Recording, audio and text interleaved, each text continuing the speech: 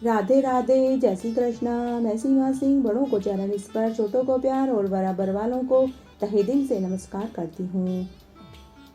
हम श्रीमद् देवी भागवत का दूसरा स्कंद सुन रहे हैं। दूसरे स्कंद में आज हम सुनेंगे कौरव और पांडवों का संक्षिप्त इतिहास, युद्ध में सभी का संहार, व्यास जी के द्वारा श्री भुवनेश्वरी की कृपा से गांधारी, कुंती, उत्तरा सभी को मृत संबंधियों के दर्शन करवाना, भगवान श्री कृष्ण और बलराम का अंतर्ध्यान होना, पांडवों का हिमालय प्रवेश और परीक्षित को राज्य प्राप्ति और ब्राह्मण कुमार का शाप वाली कथा का वर्णन आएगा। रुरु के द्वारा आधी आयु देने पर ब्रह्मधरा का पुनर्जीवित होना, तक्षक के द्वारा धन प्राप्त करने पर मंत्रविद कश्यप का लौट जाना, फल के अंदर कीड़े के रूप में बैठकर तक्षक का परीक्षित के पास पहुंचना, काटना और परीक्षित की मृत्यु होना का पूरा वर्णन आएगा। आइए अब हम इस अध्याय को सुनते हैं। श्रीमद् देवी भागवत कथा को केवल भाग्यवान लोग ही सुन सकते हैं।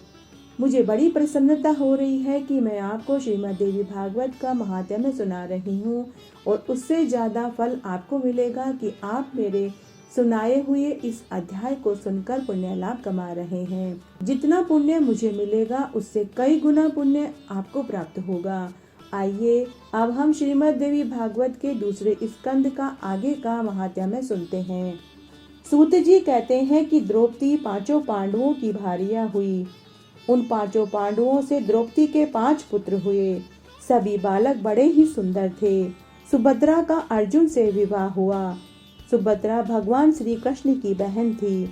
अर्जुन उस कल्याणी सुभद्रा को भगवान श्री कृष्ण की सम्मति से हरकर लाया था। सुभद्रा के वीर पुत्र अभिमन्यु का जन्म हुआ, लेकिन वह वीर बालक समरागढ़ में सदा के लिए सो गया। द्रौपदी के 5 पुत्रों की निर्मम हत्या हो गई। राजा विराट की पुत्री से अभिमन्यु का विवाह हुआ था। वह एक अनुपम सुंदरी थी। वंश डूब रहा था। उस समय उसने एक पुत्र उत्पन्न किया जिसके प्राण अग्नि बाण से निकल चुके थे। भगवान श्री कृष्ण ने उत्तरा के बालक की रक्षा करी।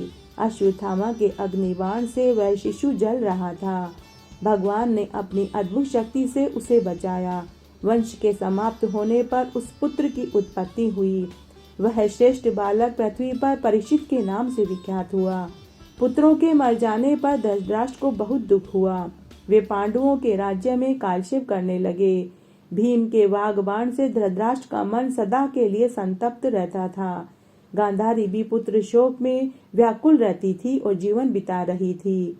युधिष्ठिर रात दिन गांधारी और धृतराष्ट्र की सेवा कर रहे थे। धृतराष्ट्र को समझाने में विदुर जी हमेशा अग्रिम रहते थे। युधिष्ठिर की अनुमति से अर्जुन भी अपने भाई के साथ ही धृतराष्ट्र और गांधारी की सेवा कर रहे थे। परंतु भीम की क्रोध अग्नि शांत नहीं हो रही थी। जिस किसी भी प्रकार से बूढ़े धृतराष्ट्र के कानों में आवाज जा सके, इसका ध्यान रखते हुए भीम वाग बाणों से उन्हें भींधा करते थे। वे जोर जोर से धृतराष्ट्र को सुनाने के लिए कहते थे कि यह अंधा बड़ा ही दुष्ट है। मैंने इसके सभी पुत्रों को मार डाला, यहाँ तक कि दुशासन के कलेजे का गर्म खून भी मैंने पिया।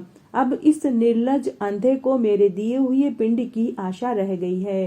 भीम के ऐसे कठोर वचन दिन प्रतिदिन धृतराष्ट्र को सुनाई देते थे।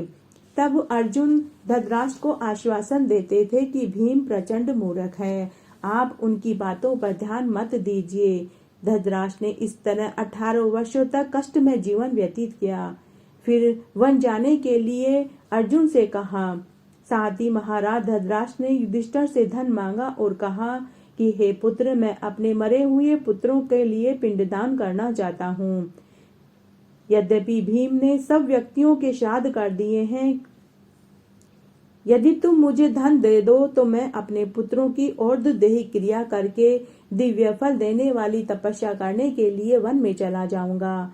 तब धर्मराज युधिष्ठिर ने अपने सभी भाइयों को बुला करके इस बारे में पूछा। तब नकुल, सहदेव और अर्जुन तो धृतराष्ट्र को धन देने के लिए राजी हो गए, लेकिन भीम राजी नहीं हुआ। वह विरोध करता हुआ वहां से उठकर चला गया।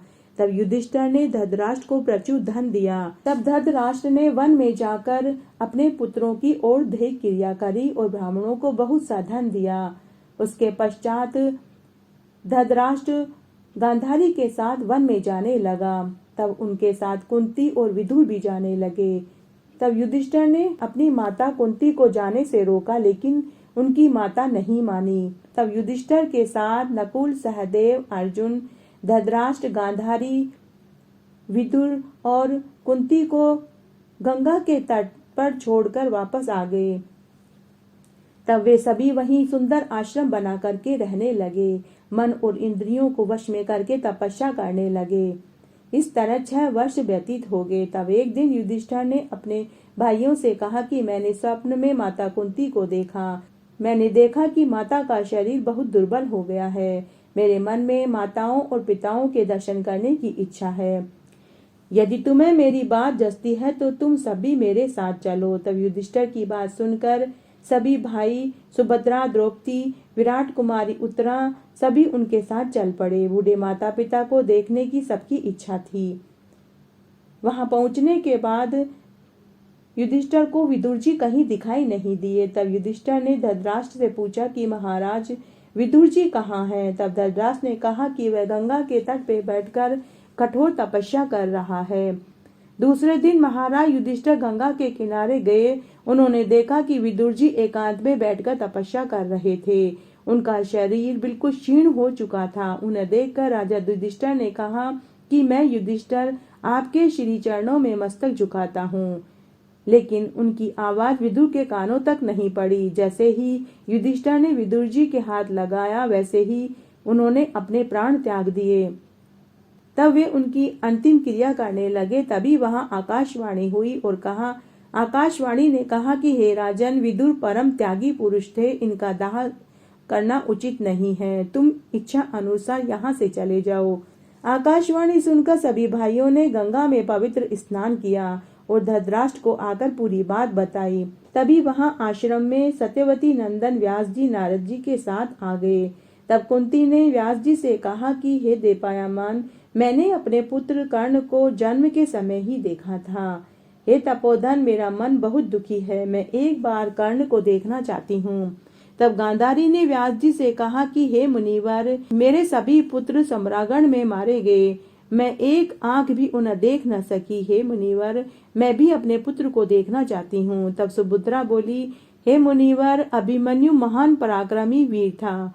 मैं प्राणों से भी अधिक उससे प्राण करती थी। मुझे भी अपने पुत्र को देखने की बड़ी लालसा है। कृपया करके आप मुझे भी मेरा पुत्र दिखा दीजिए।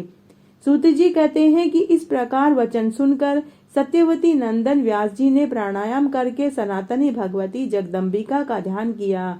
सायकाल का समय था। गंगा के तट पर मुनिवर व्यास जी ने युधिष्ठिर और पांडवों को बुलाया और पुण्य सलीला भागीरथी में स्नान करके वे जग जननी देवी दुर्गा की स्तुति करने लगे।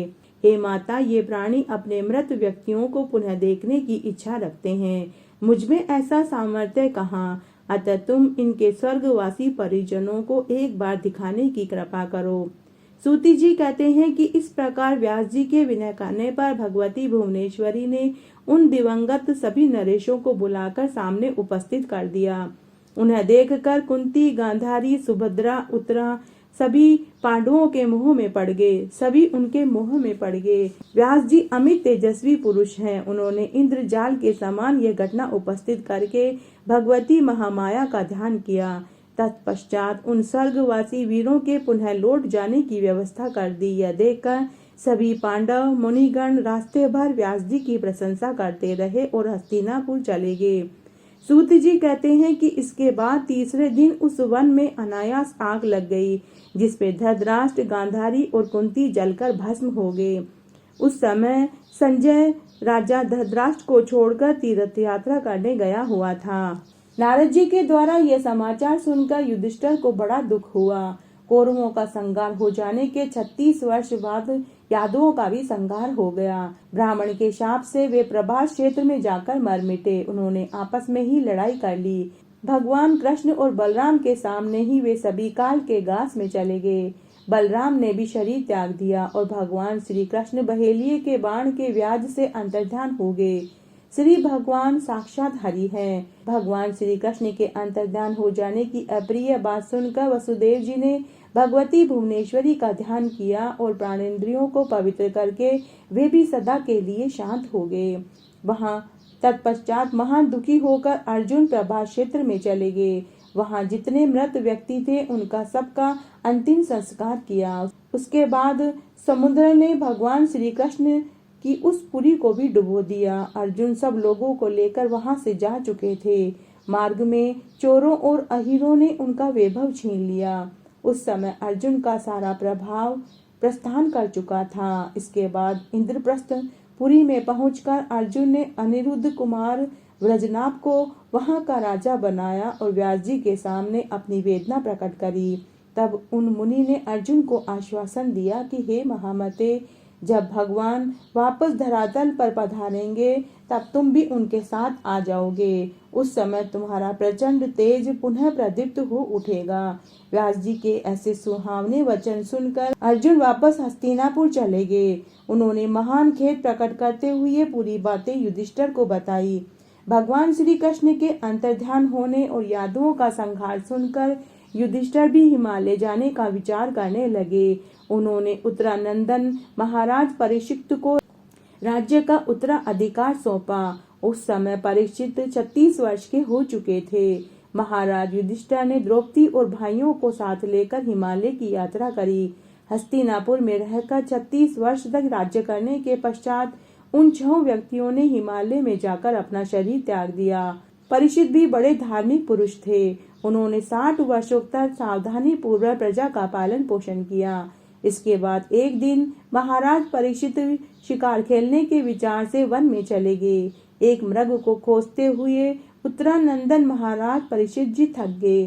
भूख और प्यास से वे घबरा उठे। इतने में ही उन्हें एक मुनि की कुटिया दिखाई दी। उस समय मुनि ध्यान और तपस्या में मग्न थे। राजा ने आतुर होकर उनसे जल की मांग करी। मुनि तब भी मौन धारण किए हुए थे, कोई उत्तर नहीं दिया। तब प्यास से व्याकुल राजा परीक्षित नाराज हो गए। उन्होंने एक मरे हुए सर्प को धनुष की नोक में उठाकर कली के प्रभाव से प्रभावित होकर परीक्षित ने उस मुनि के गले में वह सांप डाल दिया।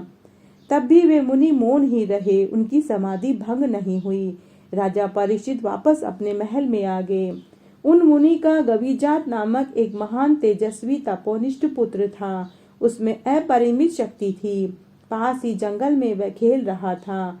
उसके मित्रों ने जाकर मुनि के पुत्र से कहा कि एक राजा तुम्हारे पिता के गले में मरा हुआ सर्प डालकर चला गया। मित्र के मुख से ऐसे वचन सुनकर मुनि पुत्र को क्रोध आ गया। उसी क्षण हाथ में जल लेकर उसने राजा परीक्षित को शाप दिया कि जिसने आज मेरे पिता के गले में मरा हुआ सर्प डाला है, उस नराधम राजा को आज से 7वीं रात तक्षक सर्प काट खाए। तब उस मुनि के एक शिष्य ने राजा के महल में जाकर कहा कि आपने जिस मुनि के गले में मरा हुआ सर्प डाला है, उसके पुत्र ने आपको शाप दिया है कि आज से 7 दिन बाद आपको तक्षक सर्प काट लेगा। यह निश्चय बात है, शाप किसी भी प्रकार से टल नहीं सकता। महाराज परीक्षित ने जब यह सुना तो उसे बहुत दुख हुआ। उसने अपने मंत्रियों से बुलाकर कहा कि ब्राह्मण ने मुझे शाप दे दिया है। मेरा अपराध सच में बहुत बड़ा था। हे मंत्री जनों, मुझे अब क्या करना चाहिए? अब आप लोग ही इस विषय में विचार करके मुझे बताइए। वेद के पारगामी विद्वान कहते हैं कि मृत्यु अनिवार्य है, उसे कोई टाल नहीं सकता। फिर भी विद्वान पुरुषों का कर्तव्य है कि शास्त्रोक्त उपाय करने से यह चूक सकता है। राजा परीक्षित ने अपने मंत्रियों से कहा कि मृत्यु को टाला नहीं जा सकता, लेकिन मणि, मंत्र और औषधि से उसे रोका जा सकता है। हे मंत्रियों, मैं तुम्हें एक कथा बताता हूँ। एक मुनि की स्त्री को एक सांप ने डस लिया और वह मर गई। मुनि ने मंत्र के प्रभाव से उसे जीवित कर दिया और अपनी आधी आयु अपनी पत्नी को दे दी। अतः विवेकी पुरुष को होनहार के ऊपर ही निर्भर रहना चाहिए। तब मंत्रियों ने राजा परीक्षित से कहा कि हे महाराज, वे कौन मुनि थे जिन्होंने अपनी प्यारी पत्नी को अपनी आधी आयु देकर जीवित कर दिया? हे महाराज, उस प्रसंग को हम सुनना चाहते हैं। तब राजा परीक्षित बोले कि स्थूलकेश नाम से प्रसिद्ध एक मुनि थे। वे बड़े ही तपस्वी, धर्मात्मा और सत्यवादी थे। एक दिन मेनका नाम की एक दिव्य परम सुंदरी अप्सरा नदी के तट पर स्नान करने के लिए आई। त्रिलोक सुंदरी उस अप्सरा से विश्वावसु मुनि का समागम हो गया, जिससे वह गर्भवती हो गई। स्थूलकेश मुनि के आश्रम के पास जाकर मेनका ने कन्या का प्रसव किया। त्रिलोक सुंदरी उस अनाथ कन्या को नदी के तट पर देखकर मुनि स्थूलकेश ने अपने पास रख लिया। उनके द्वारा वह पाली पोसी गई। मुनि ने उसका नाम प्रमदरा रखा। समय पाकर वह युवा हो गई। उसमें सभी शुभ लक्षण थे। मुनि व रुरु ने उस प्रमदरा नामक कन्या को देखा। मुनि व रुरु का मन उदास हो गया। वह आश्रम में दुखी होकर बैठ गया। तब उसके पिता ने उससे पूछा कि पुत्र, दुखी और उदास क्यों हो? तब रुरु ने बताया कि मैं स्थूलकेश मुनि की पुत्री प्रमदरा से विवाह करना चाहता हूँ। पिता ने कहा कि पुत्र, तुम दुखी मत हो, मैं तुम्हारी इच्छा अनुसार ही कार्य करूँगा। तब रुरु के पिता मुनिवर स्थूलकेश के पास गए और पूरी बात बताई।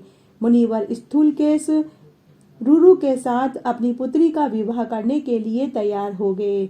इस तरह समय बीतने लगा। एक समय की बात है, सुंदर नेत्रों वाली प्रमदरा घर के आंगन में घूम रही थी। तभी एक अलसाया हुआ सांप वहां पड़ा हुआ था। प्रमदरा के पैर का स्पर्श होते ही उसने उसे डस लिया, जिससे उसकी मृत्यु हो गई। प्रमदरा की मृत्यु का समाचार सुनते ही आश्रम में सभी दुखी हो गए और उसके पिता भी दुखी होकर रोने लगे। जब रुरु को इस बात का पता लगा तो वह भी बहुत दुख हुआ और रोने लगा। उसने मन ही मन निश्चय किया कि मेरी प्राण प्रिया की मृत्यु हो गई है, अब मैं जीवित रहकर क्या करूंगा। तब वह आत्महत्या का विचार करने लगा। तब आत्महत्या का विचार उसके मन में आते ही उसने सोचा कि आत्महत्या करना ठीक नहीं है, क्योंकि इससे मेरे माता पिता को बहुत दुख होगा। तब रुरु ने उसी समय हाथ में जल लेकर ईश्वर से प्रार्थना करी और कहा कि यदि मैंने कुछ भी देव पूजन आदि पुण्य कार्य किया है, भक्ति पूर्वक गुरुओं की सेवा करी है, जप तप हवन करे हैं, संपूर्ण वेदों का अध्ययन किया है, गायत्री मंत्र का जाप किया है, भगवान सूर्य की आराधना करी है, तो उस पुण्य के प्रभाव से मेरी यह प्रिया जीवित हो जाए, और यदि यह मेरी प्राण प्रिया नहीं लौटेगी तो मैं अपना जीवन त्याग दूंगा। इस प्रकार का संकल्प करके वह देव आराधना करने लगा और जमीन पर जल छोड़ देता है। राजा परीक्षित ने कहा कि वह रुरु अपनी भावी पत्नी प्रेमदरा के वियोग से दुखी होकर विलाप करने लगा। तभी वहां देवदूत आए और उस ब्राह्मण देवता से बोले कि हे ऋषि पुत्र, भला कोई मरा हुआ पुनः जीवित होता है? यह सुंदर कन्या तो मेनका अप्सरा की कन्या थी। इसकी आयु पूरी हो चुकी है, इसलिए इसका मरना तो निश्चित ही था। तुम किसी दूसरी स्त्री के साथ विवाह क्यों नहीं कर लेते? इस तरह से तुम विलाप क्यों कर रहे हो? तब रुरु ने देवदूतों से कहा कि यह जीवित हो या न हो, परंतु यह निश्चित है कि मैं किसी और स्त्री के साथ विवाह नहीं करूंगा। रुरु की यह बात सुनकर देवदूतों को बड़ी प्रसन्नता हुई और उन्होंने कहा कि हे द्विजवर, मैं तुम्हें एक उपाय बताता हूँ। प्राचीन समय में देवताओं ने भी इसका लाभ उठाया है। अगर तुम अपनी जीवन की आधी आयु अपनी प्रियतमा को दे दोगे तो यह निश्चय ही जीवित हो जाएगी। तब उसी समय रुरु ने हाथ में जल लेकर प्रण किया कि अगर मेरी प्राण प्रिया जीवित हो जाएगी तो मैं अपनी आधी आयु अपनी सुंदर स्त्री को देना चाहता हूँ। उसी समय वह प्रेमदरा जीवित हो गई और फिर रुरु और प्रेमदरा का विवाह हो गया और वे सुखपूर्वक जीवन व्यतीत करने लगे।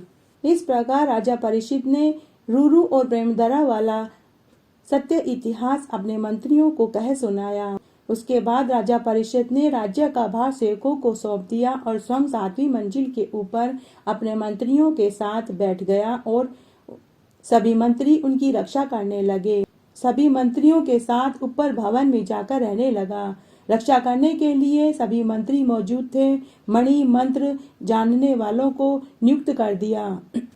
बहुत से हाथी खड़े कर दिए गए। कड़ा प्रबंध का इंतजाम कर दिया गया। ऐसी व्यवस्था की गई थी कि वायु तक भी अपनी इच्छा से अंदर नहीं जा सकती थी। तब एक कश्यप नाम के ब्राह्मण ने जब सुना कि राजा परीक्षित को एक ब्राह्मण ने शाप दिया है, तो धन पाने के लालच में वह मनी मन सोचने लगा कि मैं राजा परीक्षित को जीवित कर दूंगा। ऐसा सोचकर वह ब्राह्मण घर से निकल पड़ा। मुनिवर कश्यप मंत्र शास्त्र का पूर्ण विद्वान था, परंतु धन की उसमें आस्था थी। राजा परीक्षित के शाप की बात तक्षक को मालूम हो गई थी, अतः जिस दिन कश्यप ब्राह्मण अपने घर से निकला, उसी दिन तक्षक भी एक सुंदर मनुष्य का रूप धारण करके घर से निकल पड़ा। उसने वृद्ध ब्राह्मण की आकृति बना रखी थी। वो रास्ते में जा रहे थे। तक्षक सांप जो बूढ़े ब्राह्मण के वेश में था, उसे वह कश्यप ब्राह्मण दिखाई पड़ा। तब तक्षक ने उस मंत्रविद ब्राह्मण से पूछा कि हे महाराज, आप इतनी उतावली में कहाँ जा रहे हैं और क्या करना चाहते हैं? तब उस कश्यप ब्राह्मण ने कहा कि महाराज परीक्षित, तो तक्षक सांप काटेगा। महाराज के शरीर से उस विष को निकालने के लिए मैं शीघ्र जा रहा हूँ। मैं विष को उतारने वाला मंत्र जानता हूँ। यदि अभी राजा की आयु होगी तो मैं उन्हें जीवित कर दूंगा। तक्षक बोला कि हे ब्राह्मण, वह तक्षक तो मैं ही हूँ। राजा परीक्षित को मैं ही धसने के लिए जा रहा हूँ, इसलिए तुम वापस घर लौट जाओ, क्योंकि मेरे काटे हुए को कोई भी जीवित नहीं कर सकता। कश्यप ने कहा कि हे सर्प, ब्राह्मण ने महाराज को शाप दिया है, अतः तुम्हारा काटना तो अनिवार्य है, किंतु मैं मंत्र के बल से राजा को पुनः जीवित कर दूंगा। तब तक्षक बोला कि हे ब्राह्मण, तुम बड़े पवित्र आत्मा पुरुष हो।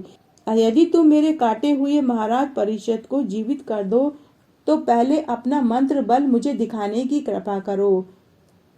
हे ब्राह्मण, मैं अभी इस वट वृक्ष में अपने विषपूर्ण दांतों से काटकर भस्म कर दूंगा। तुम इस वृक्ष को वापस पहले की जैसे हरा भरा करके दिखाओ।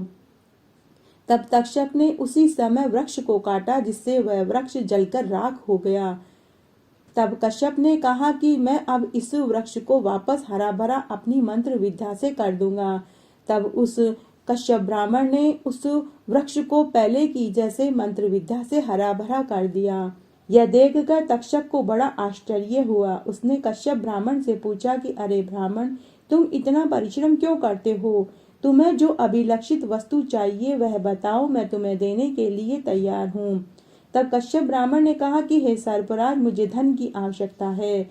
महाराज परीक्षित से मैं मुंह मांगा धन प्राप्त करूंगा, जिससे मेरी आवश्यकता पूर्ण हो जाएगी।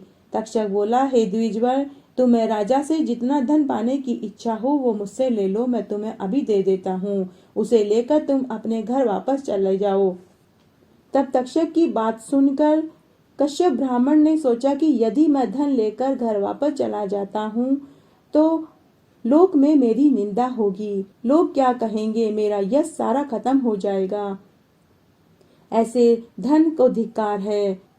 धन के लोभ में मेरी निंदा होगी। इस प्रकार उस कश्यप ब्राह्मण ने आंख बंद करके अपने मनोबल से पता लगाया कि राजा परीक्षित की आयु तो समाप्त होने वाली है।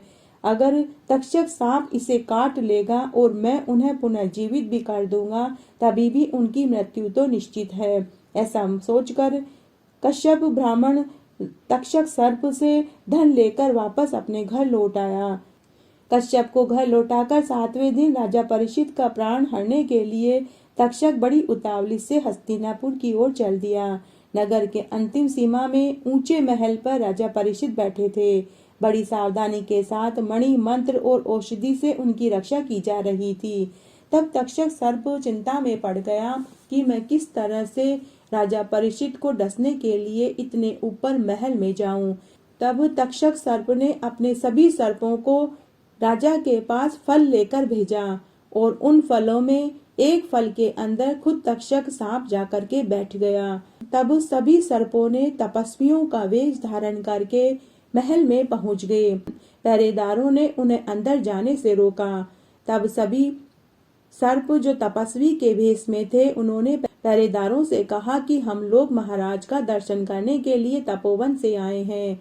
अभिमन्यु कुमार परीक्षित इस वंश के सूर्य हैं। हम ऐसे शूरवीर नरेश को देखना चाहते हैं। हम लोग अर्थ वेद मंत्रों का प्रयोग करके उन्हें दीर्घजीवी बना देंगे। तुम महाराज से निवेदन करो कि हम उनसे मिलना चाहते हैं। तब पहरेदारों ने संदेश राजा तक पहुंचाया। तब राजा ने कहा कि उन तपस्वियों से कहो कि वे कल आकर मुझसे मिलें। जब पहरेदारों ने राजा के संदेश को सुनाया तो उन तपस्वियों ने कहा कि ठीक है, हम कल आ जाएंगे, लेकिन हम राजा के लिए कुछ कंदमूल फल लेकर आए हैं।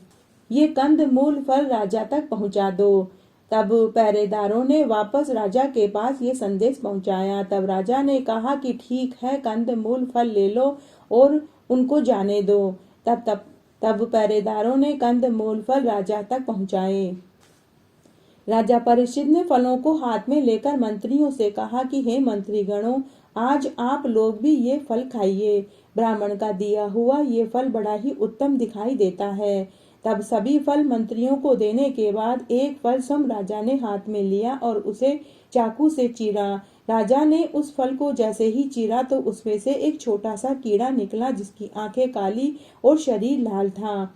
उस कीड़े के ऊपर राजा परीक्षित की नजर पड़ी और उन्होंने मंत्रियों से कहा कि बड़े ही आश्चर्य की बात है, अब मुझे किसी भी विष और सर्प से डर नहीं है। सूर्य अस्त होने वाला है, ब्राह्मण का शाप बेकार जाने वाला है। अब मैं उस ब्राह्मण के शाप को बेकार न जाकर इस कीड़े से खुद को कटवा लेता हूँ, ताकि उस ब्राह्मण का शाप भी रह जाएगा और मेरा कटना भी सफल हो जाएगा। ऐसा कहकर राजा परीक्षित ने उस कीड़े को अपने गले से लगा लिया। सूर्यास्त होते ही कंठ में लगाया हुआ वह कीड़ा तक्षक नाग के रूप में परिणित हो गया। उसकी आकृति अत्यंत भयंकर थी, अतः वह सब मूर्तिमान काल ही प्रतीत हो रहा था। उसने राजा के शरीर में लिपटकर उन्हें डस लिया। मंत्रियों के आश्चर्य की सीमा न रही, सभी रोने लगे। भयंकर सर्प को देखकर मंत्रियों का कलेजा कांप उठा। वे भागने लगे, सभी द्वार पर चित्कार करने लगे। तक्षक नाग के फण से आक्रांत होते ही राजा परीक्षित की अमित शक्ति लुप्त हो गई। वे कुछ नहीं बोल सके। तक्षक के मुख से आग की लपटें निकल रही थी। उसी क्षण महाराज के प्राण पखेरु उड़ गए। राजा का जीवन समाप्त करके वह सर्प प्राणियों को जलाता हुआ आकाश में उड़ गया। भूतल के सभी प्राणी उसे देखते रह गए। प्राण निकल जाने के बाद वृक्ष की भांति राजा परीक्षित धड़ाम से पृथ्वी पर गिर पड़े। उनकी मृत्यु देखकर सभी लोग करुण रुदन करने लगे। इस तरह आज मैंने आपको यह अध्याय सुनाया। मेरे साथ बने रहने के लिए आपका धन्यवाद। आगे की कथा कहानी के लिए भी आप इसी तरह मेरे साथ बने रहें। धन्यवाद।